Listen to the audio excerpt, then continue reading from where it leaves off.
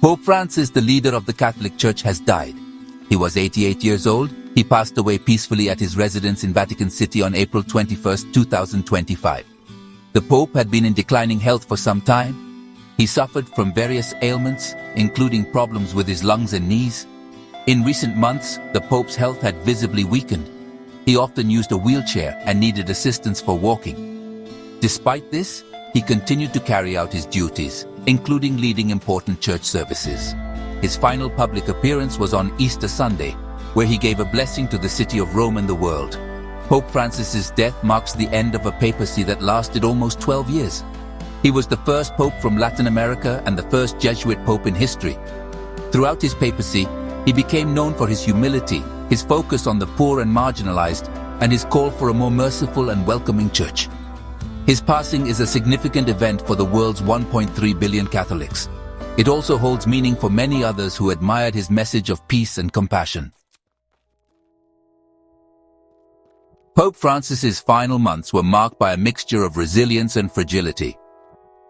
Despite his health challenges, he continued to engage with world leaders and advocate for peace.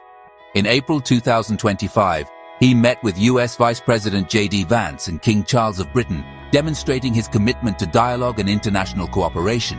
However, his declining health was evident. For the Easter Sunday blessing, an aide had to read his message, highlighting the toll his ailments had taken.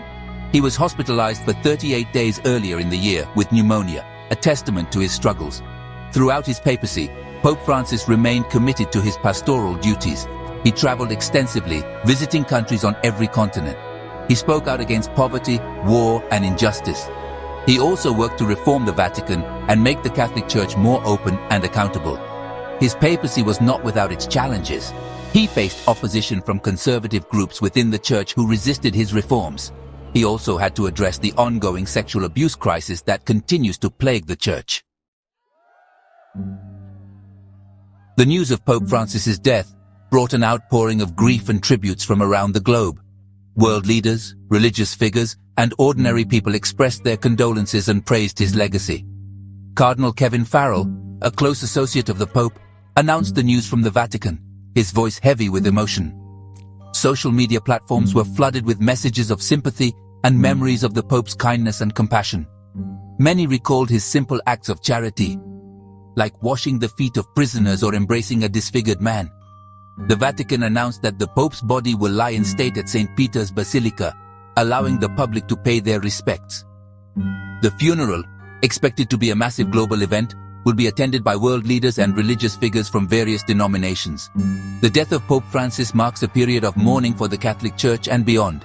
His passing leaves a void in leadership not only for Catholics but for all who admired his message of love, humility, and social justice. Pope Francis will be remembered for his many accomplishments during his papacy.